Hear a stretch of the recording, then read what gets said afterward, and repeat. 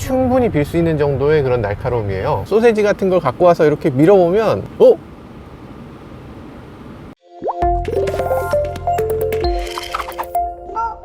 네, 안녕하세요. 모카 김한용입니다. 오늘 만나볼 차는 메르세데스 벤츠 S클래스입니다. 차가 나오기 전부터 외관이나 디자인이나 다 보여드렸지만 우리나라에 정식으로 출시되는 이 자동차 어떤 옵션을 갖고 있는지, 그리고 어떤 기능을 갖고 있는지도 한번 살펴보도록 하겠습니다.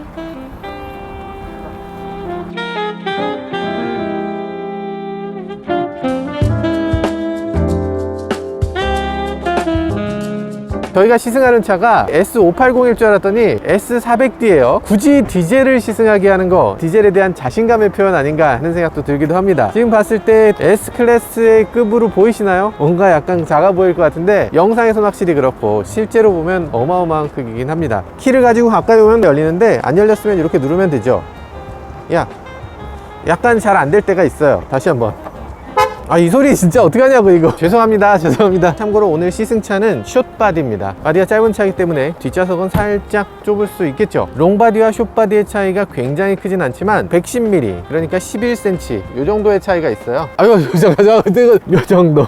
큰일 날 뻔했어. 이 휠이 정말 작아 보이잖아요. 17인치나 될까 싶은데 19인치예요 큰 휠을 작아 보이게 하는 그런 기술이 있어요 지금. 그리고 지금 여기에 전 세계에 들어가는 벤츠 다 한국 타이어 쓰고 있어요. 벤투스 S1 에보 3인데 제 차에도 이게 껴져 있어서 아주 그냥 뿌듯하기도 합니다. 아무튼 중요한 건 시승이겠죠. 시승을 통해서 한번 어떤 차인지 알아보도록 하겠습니다. 아우 시끄러.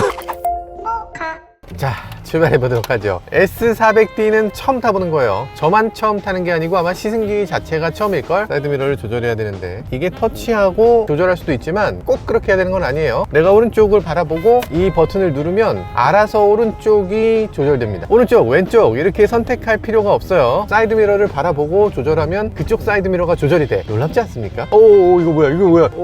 ARHUD가 나온 건 아니에요. ARHUD는 옵션에 지금 없습니다. 우리나라에는 적용이 안 됐어요. 근데 지금 AR 내비게이션은 되네요. 우리나라에서 다른 내비게이션들 보면 항상 이렇게 그림으로 그리잖아요. 이거 실제처럼 많이 구현을 했네, 이런 느낌인데 이건 그게 아니고 실제입니다. 실제에다가 여기서 오른쪽으로 가야 돼, 여기서 왼쪽으로 가야 돼, 여기서 네가 들어가야 돼, 이런 것들을 보여주고 있어요. 이게 잘만 되면 정말 최고잖아요. 진짜로 그 길에 정확하게 딱 비춰지는지. 그렇지, 이게 AR이지. 야, 세상에. 현대차 분들 이 정도는 됐어야죠. AR 내비게이션이라는 게 제네시스에서 이미 있었잖아요. 그런데 그 제네시스의 AR은 뭔가 좀 크게 잘못됐죠. 실제로 운전자에게 더 편안하게 안내를 해주는 게 아니고 오히려 정신만 없게 하는 그런 HUD였는데 이 정도 돼야 AR이라고 하지. 그런데 AR 내비게이션이 아니라 AR HUD가 들어왔으면 했는데 요게 좀 아쉽기도 하네요. 정면에서 보면 스테레오 카메라가 있고 그 밑에 카메라가 하나 더 있는데 요게 AR 내비게이션을 위한 그런 카메라입니다. 내비게이션이 이렇게 시원하게 나와. 오른쪽 차선을 따라 오른쪽으로 가라는 얘기인가요? 내비게이션 상으로는 그런 얘기죠. 내비게이션이 정말 좋아졌잖아요. 정말 좋아졌지만 그래도 아직은 적응 기간이 필요해. 평균 속도도 나옵니다. 정말 놀랍네요. 벤츠 한국차 다 됐네. 여기서부터 여기까지 구간 단속이다. 이것도 맵에서 아주 효과적으로 잘 보여줘요. 아주 작은 글씨로 아주 꼼꼼하게 보여주고 있습니다. 이전 S클래스, 이전 E클래스를 타셨던 분들은 이 내비게이션에 대해서 정말 저주를 하죠. 이제는 나쁘지 않습니다. 이 정도라면 국내 어떤 도로를 가더라도 크게 부담 없는 정말 훌륭한 내비게이션이 다시 된 것 같아요. 핸들에 이렇게 스포크가 많은 거, 하나, 둘, 셋, 넷, 다섯, 여섯, 식스 스포크 핸들. 와, 요게 말이 되냐 싶었는데 말이 됩니다. 이걸 하고 나니까 기존 스포크 핸들이 약간 구형으로 느껴져요. 리모컨에 버튼이 엄청 많잖아요. 이걸 안 보면서 조작하려면 스포크가 이렇게 많은 게 좋아요. 기존 벤츠 S클래스는 어댑티브 크루즈, 디스트로닉 플러스라고 하는 이 기능을 레버를 이용해서 하도록 돼 있었는데 레버가 아니라 버튼으로 누르도록 바뀌었네요. 레버가 있을 땐 보지 않고도 조작할 수 있으니까 벤츠가 짱이야 이랬었는데 벤츠가 이렇게 바꾸고 나니까 좀 민망하네요. 버튼식으로 오니까 단점이 한번 보게 돼요. 이거 안 보고서 하기 조금 어려운데? 오른쪽, 왼쪽 이렇게 누르면 여기 깜빡깜빡 하죠. 앰비언트 라이트를 그냥 단순하게 앰비언트 라이트의 기능만으로 사용하는 게 아니라 차와 내가 커뮤니케이션하는 수단으로서 사용할 수 있도록 만들어져 있습니다. 앰비언트 라이트 엄청난데? 오우씨, 뭐야 이거. 나의 밤은 당신의 낮보다 아름답다 이렇게 얘기하는 것 같죠. 차가 이렇게 밤에 아름다워야 돼요. 낮엔 그렇게 예쁠 필요 없어. 중요한 건 밤이라고요. 오, 지금 여기 여러분들이 볼 수 없는 게 참 아쉽습니다. 3D로 차들이 이 안에서 막 움직이고 있어요. 오우, 야, 이 3D, 와, 이게 이렇게까지? 대단합니다. 앞차가 어떻게 움직이는지 정확하게 보여주는 그런 것들을 볼 수가 있고요. 이것만 보고도 운전할 수 있을 것 같은 예감이 들어요. 그러면 안 되겠지만 앞유리 다 가리고서 이거 운전하는 챌린징 같은 걸 해봐도 괜찮을 것 같아요. 이게 사실 제네시스에 3D가 있어요. 근데 제네시스에 있는 3D는 어지럽기만 하고 3D라고 하기 조금 애매했거든. 얘는 퍼스펙티브 자체를 바꿔줍니다. 그러니까 3D에 효과만 주는 게 아니고 내가 이쪽으로 하면 길이 이쪽으로 꺾여요. 이쪽으로 하면 길이 저쪽으로. 원근감이 있는 상태에서 계속 바꿔주는 거예요. 멋진데요? 아, 요거 아니죠. 아, 요거 좀 궁서체가 나올 줄은 몰랐네. 이 폰트를 지금 통일을 못했거든요. 도둠체와 궁서체를 섞었어요. 근데 벤츠가 벤츠 한글 폰트를 가질만도 한데 이게 굉장히 차급을 떨어뜨리네요.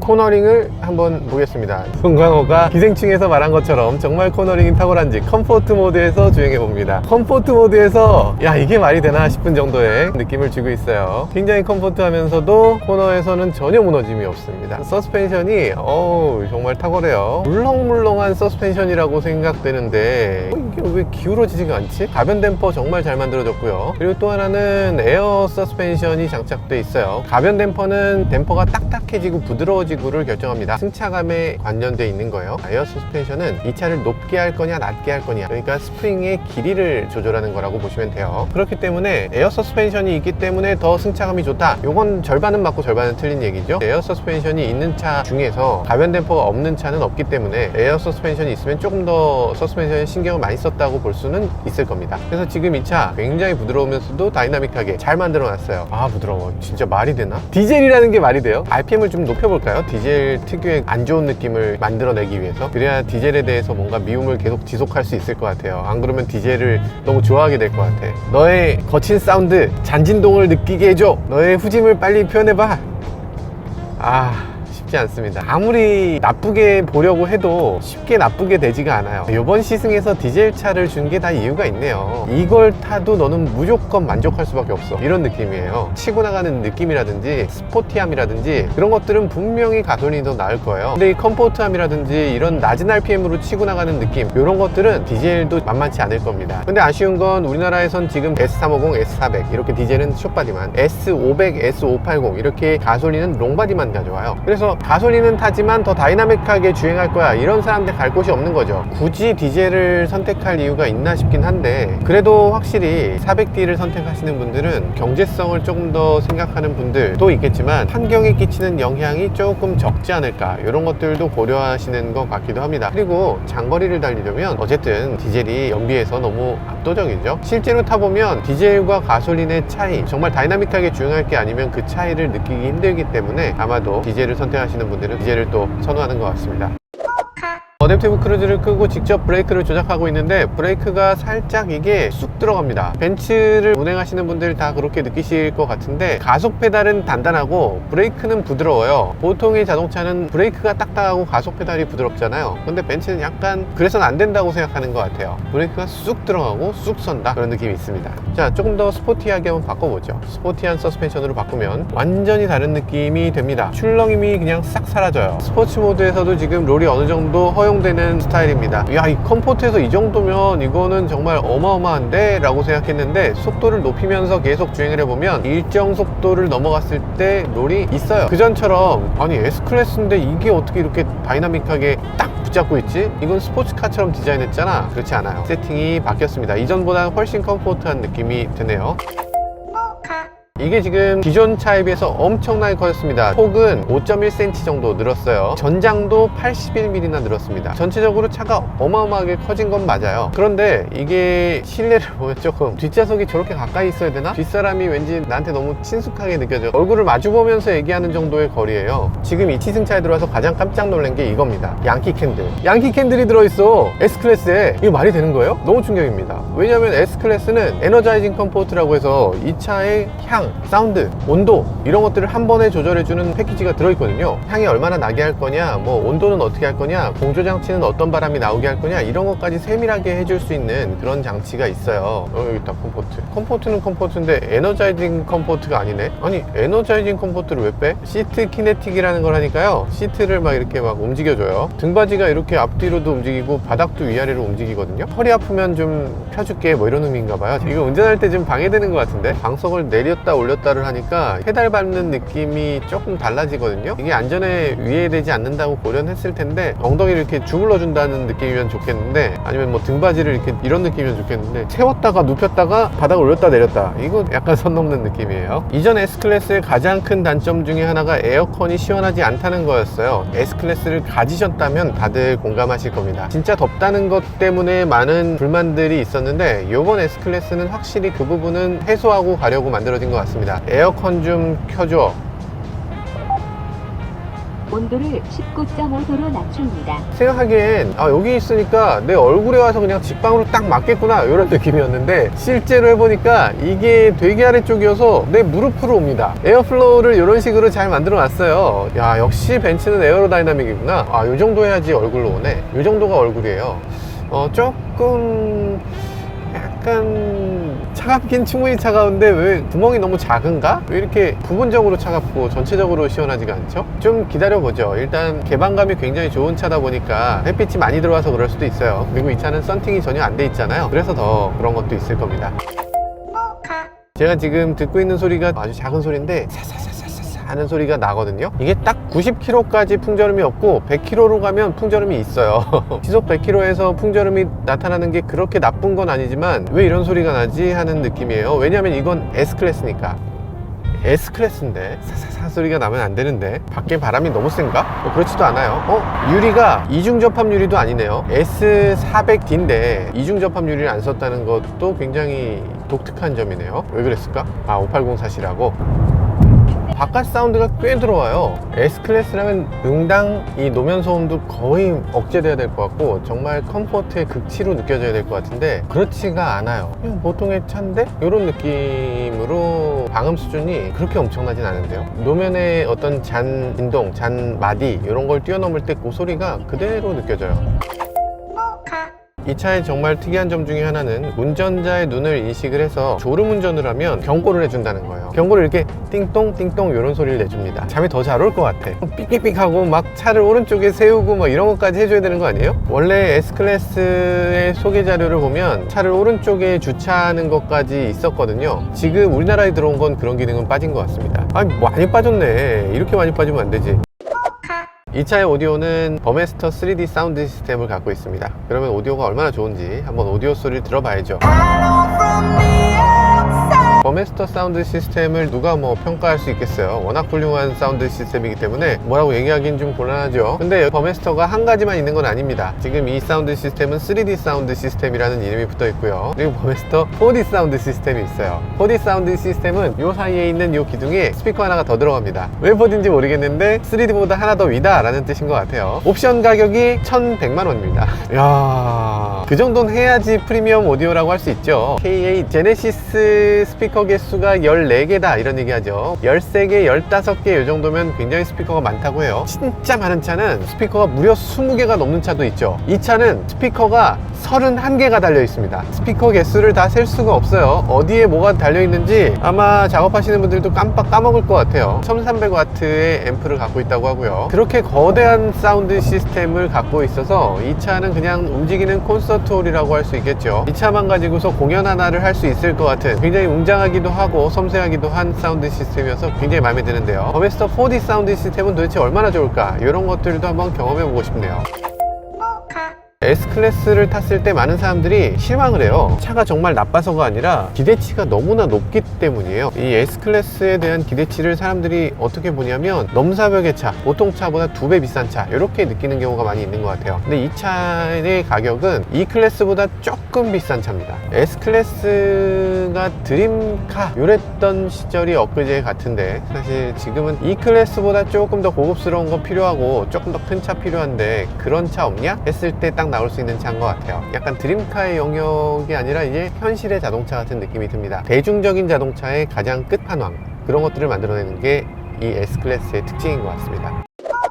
에어컨 토출구도 지금 다 디지털로 바뀌었잖아요. 그래서 돌리거나 뭐 위아래로 하거나 뭐 이런 것들이 없어요. 가서 누르는 거야. 근데 누를 때 이런 마감이 진짜 이해가 안 됩니다. 이 부분이 너무나 날카로워요. 이런 게 너무 날카로워서 누를 때 여기 손이 자꾸 빌 것 같아. 충분히 빌 수 있는 정도의 그런 날카로움이에요. 소세지 같은 걸 갖고 와서 이렇게 밀어보면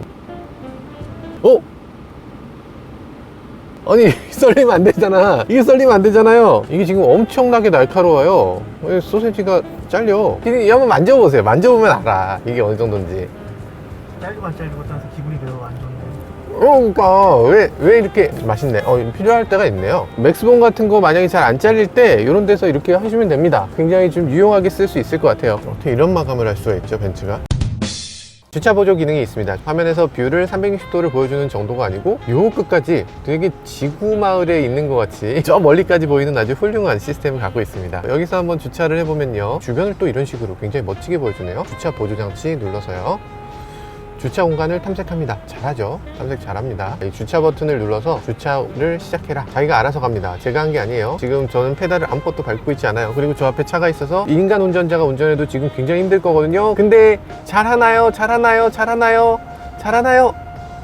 잘합니다. 생각보다 엄청 잘해요. 네, 오, 잠깐만. 브레이크 밟아야 되는 거 아니야, 이거? 왜 멈거렸어? 무섭게. 주차 아주 훌륭하게 잘하네요. 360도 서라운드 뷰가 있어서요, 사고가 날 것 같으면 알아서 멈추라고? 근데 센서는 왜 안 나와요? 그럼 저쪽에 가서 또 박아봐야지. 운영하시는 분이 굉장히 걱정을 하실 정도로 너무 가까이 가야지 작동이 됩니다. 경고를 안 해. 이 정도 거리에서 경고를 시작한다고? 박을 것 같은데? 나가서는 어느 정도 거리인지 한번 볼까요? 한 뼘이라고 하는데 저 정도에서 경고를 시작해요. 긁어서 센터 많이 들어오세요, 이런 의미 아니고서는 이 정도로 안 된다는 건 조금, 제가 벤츠를 보면서 이런 말을 하게 될 줄 몰랐는데 여러모로 완성도가 떨어집니다. 이게 뭐지? 왜 벤츠가? 제가 이 차를 계약을 했는데 취소해야 되겠죠. 너무 여러 가지 면에서 이 차가 덜 만들어졌어요. 벤츠에서 이런 일이 있을 수가.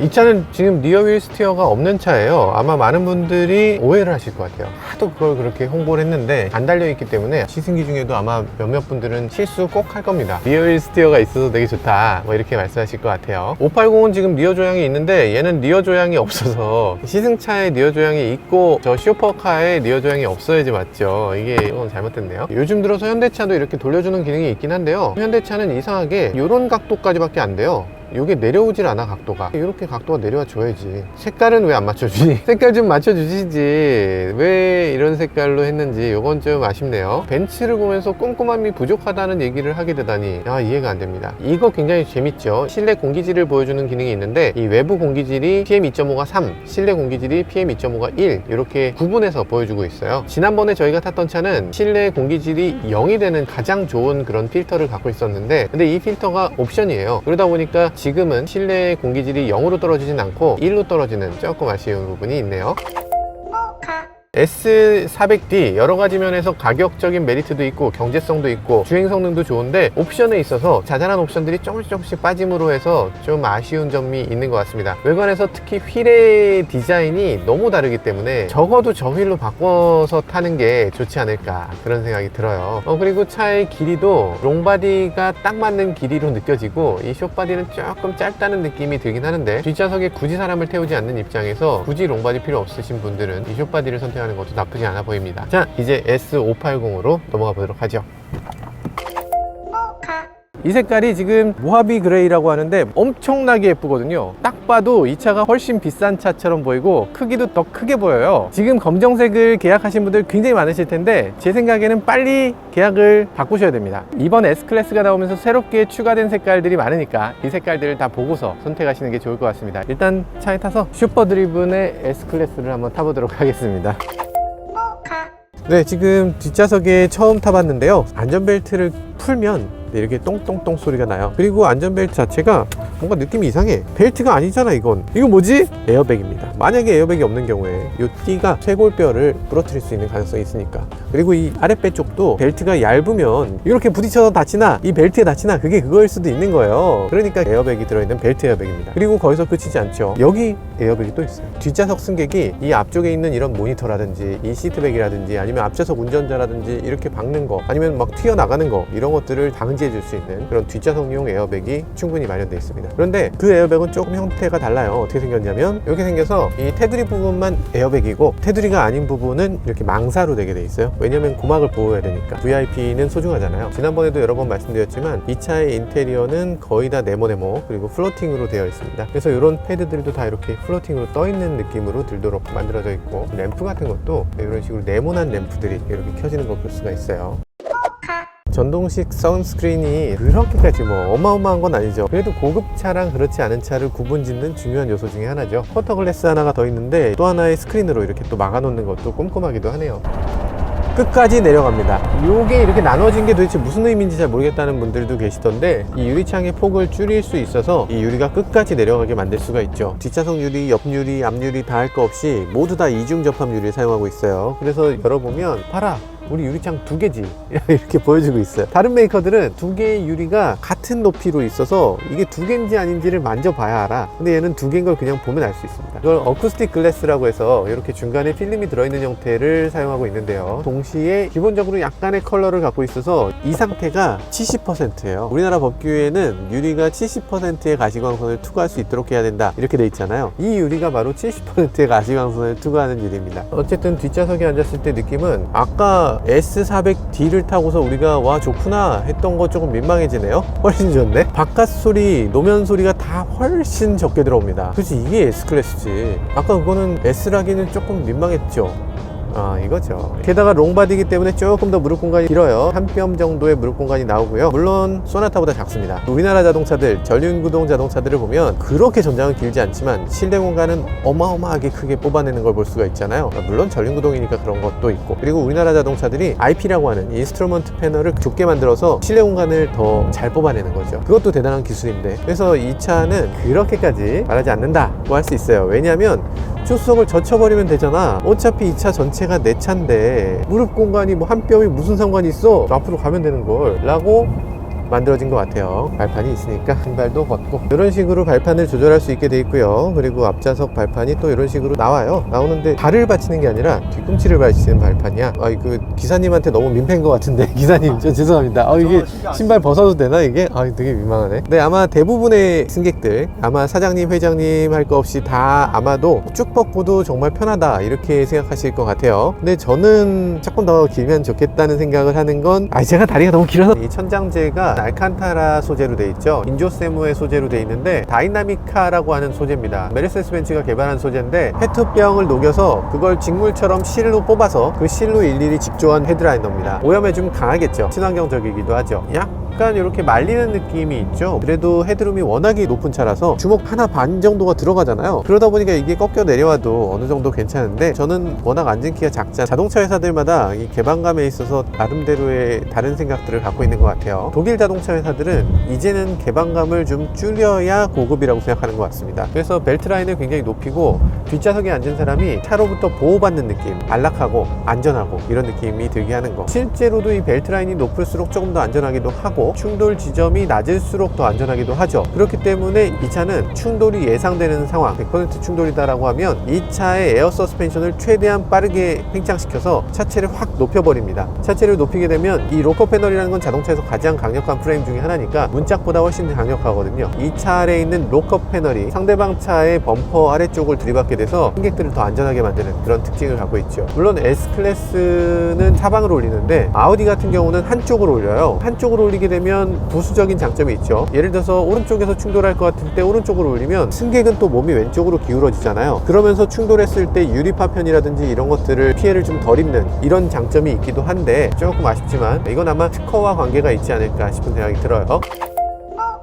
암레스트를 이렇게 내렸을 때 널찍하고 멋집니다. 일단 리모컨이 터치로 들어갔다는 거, 기존에 여러 스위치가 있는 것보다는 이게 훨씬 더 첨단의 느낌을 나게 하고 훨씬 더 좋죠. 그리고 여기에 컵홀더가 당연히 마련되어 있는데 컵홀더가 이런 식으로 되어 있어요. 뭐야, 이거밖에 안 열려? 한 단계가 더 있습니다. 이렇게 두 단계로 열리게 되어 있는데, 이건 그럼 용도가 뭐냐? 폰을 넣으라고 만든 것 같아요. 만약에 케이스가 없는 폰을 여기다 끼게 되면 딱 맞아. 이게 이렇게 꽂아도 되고 이렇게 꽂아도 돼요. 이 안에 보면 휴대폰 무선 충전 패드가 있습니다. 휴대폰을 올려놔 볼게요. 공중에 살짝 띄워놓게 돼 있어요. 그래서 핸드폰이 지나치게 과열되는 걸 막도록 아래쪽에 어느 정도 통풍이 되도록 이렇게 만들어진 것도 되게 고급스럽고, 이게 차가 어느 정도 흔들리더라도 움직이지 않도록 잘 만들어 놓은 것도 인상적이네요. 무선 충전이 그다지 마음에 들지 않아. 난 유선으로 했으면 좋겠어 라는 분들을 위해서 USB-C를 2개 이렇게 연결할 수 있도록 해놨습니다. 짱! 네, 이런 식으로 전동으로 조작할 수가 있고요. 여기 보시면 자랑스러운 이름 삼성이 여기에 딱 있네요. 삼성 갤럭시 탭이 여기 달려 있고요. 근데 약간 저 앞쪽에 있는 디스플레이, 지금 이렇게 햇빛에서도 잘 보이잖아요. 저게 OLED이기 때문에 저렇게 잘 보여요. LG가 납품한 OLED죠. 이건 지금 삼성 디스플레이예요. 디스플레이 차이가 딱 느껴지는데, 삼성도 OLED는 맞는데 왜 이렇게 퀄리티 차이가 나지? 연결 중입니다 라고 계속 뜨고 있어요. 그러니까 사실 시승차들이 준비가 덜 돼 있습니다. 시스템이 차단됐대. 성인 컨텐트 차단 기능을 해제하래. 내가 성인 컨텐츠를 보겠다는 것도 아닌데 왜 이러는 거죠? 이게 단순하게 이 차의 리모컨 기능만 사용하는 게 아니고요, 여러 가지 기능들을 사용할 수 있어요. 그냥 갤럭시 탭이에요. 이 차를 위해 옵티마이즈 된 그런 어떤 제품이라는 느낌보다는 두루두루 범용 제품을 여기다 얹어놨다라는 느낌이 듭니다. 우리가 생각하는 럭셔리, 프리미엄, 이거는 두루두루 돌려막기가 아니잖아요. 그냥 기성복 똑같은 걸 뭐 조금 이렇게 접는다거나 뭐 여기 조금 박음질을 한다거나 해서 조금 나만의 것으로 좀 바꾸는 거, 대량 생산의 대중적인 제품에 한해서 그렇게 하는 거고요. 프리미엄, 럭셔리로 넘어가게 되면 사람마다 내 몸에 꼭 맞는 거, 내가 원하는 취향, 내가 원하는 모든 색깔, 디테일, 여기 바늘을 몇 개로 이걸 작업을 하는지 이런 것까지 모든 것들을 나한테만 딱 맞춰줘 라는 게 프리미엄이고 럭셔리죠. 근데 이런 것들을 보면 그다지 럭셔리하게 느껴지지가 않습니다. 굉장히 평범한 느낌이 들고, 아마 S클래스를 타시는 분들이 이걸 보면서 고급이구나 라고 얘기하기는 조금 어렵지 않을까. IT로 넘어가면서 메르세데스 벤츠를 비롯한 모든 기존 메이커들이 새로운 엔터테인먼트 시스템이라든지 무슨 내비게이션 시스템이라든지 이런 것들을 새롭게 만들면서 어떤 게 프리미엄이고 어떤 게 그렇지 않은지 자동차 회사의 시각으로 봤을 때는 이 정도면 괜찮지 뭐 라는 것들이 IT에 익숙한 우리 입장에서는 잘못된 선택을 한 것 같다, 이렇게 느끼는 게 꽤 있습니다. 쇼퍼 모드를 했을 때 저 운전자가 사이드 미러를 볼 수 없도록 하는 게 이전 S클래스도 그랬어요. 그런데 저게 그런 방법이 정말 없는가? BMW는 앞좌석의 헤드레스트를 이렇게 앞으로 90도 이상으로 꺾어서 그렇게 보이도록 그런 식으로 해놨는데 조금 아쉬운 건 있는 것 같습니다. 뒷좌석을 이렇게 아이고 편하구나. 발판이 있음으로 해서 더 편한 것 같기도 하고 더 불편한 것 같기도 해요. 이 발판은 어쩔 때 작동되냐면 조수석을 완전히 앞으로 젖혔을 때 작동되거든요. 조수석을 앞으로 완전히 젖히기 전까지는 오히려 불편해요. 이 발판이 있음으로 해서 발이 거기 안 들어가. 4명이 항상 타는 차라면, 예를 들면 패밀리카로 사용한다면 이게 오히려 불편할 수 있는 거예요. 바람 양을 좀 바꿔볼까요? 스위치가 너무 멀어서 약간 이렇게 조작하기 조금 만만치 않은 느낌이 드는데요. 5인승은 어쩔 수 없이 이렇고요. 여러분들이 만약에 이걸 조금 더 가까이 있는 걸 원하신다면 4인승 선택하면 됩니다. 뒷좌석에 앉았을 때 여러 가지를 볼 수 있겠는데, 여기서 어떤 걸 볼 수 있냐면 가속 페달을 8% 밟았구만, 7% 밟았고. 아, 김기사, 여기서 가속을 그렇게 하면 안 되지. 제동을 3% 정도 해야지 10% 정도 제동을 하면 에너지 효율이 안 좋지, 뭐 이런 얘기를 하게 되는 거예요. 꼰대력을 증가시켜주는 그런 기능이 뒤에 있습니다. 그치? 맞지? 그거 말고 이거 없잖아. 그거 말고 용도가 없죠. 앞좌석에서 지금 캐란이 연주를 하고 있는데 이걸 이렇게 뒷좌석으로 옮겨 놓을 수도 있어요. 운전석에 있는 걸 끌어오는 겁니다. 끌어오고 보내고 이런 개념이 있다. 보통 이제 우리가 생각하는 볼륨 조절은 이렇게 올리면 바로 확 올라갈 것 같잖아요. 근데 그게 아니고 올리면 따라와.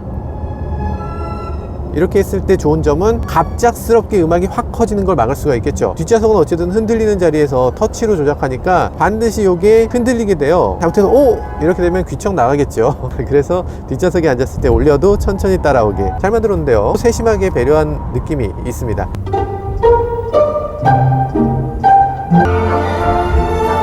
이전 S클래스만 해도 이러지 않았던 것 같은데 쑥 이러면서 나와야 되잖아요. 근데 지금 팍 이러면서 나와요. 승객이나 운전자를 놀래지 않게 하는 거, 이것도 당연히 돼 있어야 되는 건데 고급감이 조금 빠지는 부분이 있습니다. 목 부분 히터, 시트 환기장치, 통풍 시트, 네, 이런 것들, 시트 히팅의 밸런스. 나는 엉덩이가 더 따뜻했으면 좋겠어, 나는 등이 더 따뜻했으면 좋겠거든. 이런 식으로 밸런스를 바꿀 수도 있습니다. 아마 대부분의 운전자들은 겨울에 열선 시트를 한 2달 쓰고 한 10개월 동안은 열선 시트를 한 번도 켜지 않을 거예요. 근데 이 차는 이 열선 시트를 단순하게 몸을 따뜻하게 하는 것에서 그치지 않고 사람을 편안하게 해주거나 이런 여러 가지 용도로 아픈 에어컨을 맞으면서 뒤쪽은 열선을, 그리고 통풍도 동시에 작동시키는 이런 기능들을 적극적으로 활용하고 있습니다. 이 차의 열선은 등받이, 엉덩이 당연히 있죠. 그리고 도어 손잡이 얘도 있습니다. 뿐만 아니라 센터에 있는 센터 콘솔에도 있어요. 여기 만져도 따뜻하다, 열선을 켜면. 내 손이 닿는 대부분의 곳이 다 따뜻해. 이 정도는 대하 프리미엄이라고 할 수 있겠죠. 아까 에너자이징 컴포트가 없었거든요. 이 차는 에너자이징 컴포트가 있어서 한번 틀어보도록 하겠습니다. 사운드를 좀 올려볼까요? 그런데 실제 에너자이징 컴포트가 잘 작동되는가? 아쉽게도 지금은 향이 아무 향도 안 나죠. 방향제를 꽂지 않은 것 같아요. 이 차의 공기질 상태를 보면요, 바깥에 PM2.5의 농도는 13입니다. 실내로 올 때 2 되는 정도 수준. 이 에어컨 필터가 굉장히 좋은 거는 맞습니다. 그리고 지금 굉장히 수치가 민감해요. 그래서 지금 트럭 뒤에 가면은 바로 PM이 훅 올라가는 걸 볼 수가 있고요. 건강을 위해서 이렇게 신경을 쓴다, 이런 거 굉장히 중요합니다. 지금 건강에 대해서 굉장히 신경을 쓰기 시작한 나라가 하나 있죠. 중국이에요. 중국이 지금 헬스케어가 어마어마한 시장으로 펼쳐지고 있기 때문에 자동차를 만들 때 이 헬스에 대해서 관심을 기울이지 않을 수가 없습니다. 그래서 이 차는 기존에 갖고 있었던 스탠다드가 이 정도였다면 그거의 몇 배를 뛰어넘는 정도의 그런 노력을 기울여 놓은 것 같습니다. 이 차의 연비를 살짝 살펴볼까요? 평범하게 주행하실 때 연비가 어떤가를 보면요, 리터당 8.1km, 580이면 지금 V8 엔진이 장착되어 있는 거거든요. 500마력이 넘는 정말 고성능 엔진이에요. 토크도 70kg이 넘어요. 이런 어마어마한 엔진을 달고서 연비가 지금 8km가 넘게 주행한다는 건 대단한데요. 지금 디젤, 가솔린 할 거 없이 전 차종에 마일드 하이브리드를 적용했어요. 이게 뭐 연비를 뭐 극단적으로 좋게 하고 뭐 이런 기능은 아니지만 적어도 시동을 걸었다 풀었다 하는 이런 상황에서 진동을 줄여주고요, 뭐 한 10마력 정도, 15마력 정도 높여주는 이런 정도의 도움을 주는 특징이 있습니다. 지금까지 이 S클래스를 뭐 잠깐이나마 시승해보고서 느끼는 건 아직도 막 손이 떨려서 그렇게 비싼 차에 이런 게 안 되다니, 이런 게 아쉽다니 이러면서 S클래스는 제가 아직까지 살 수 있는 차는 아닌 것 같다, 이런 생각이 또 드네요.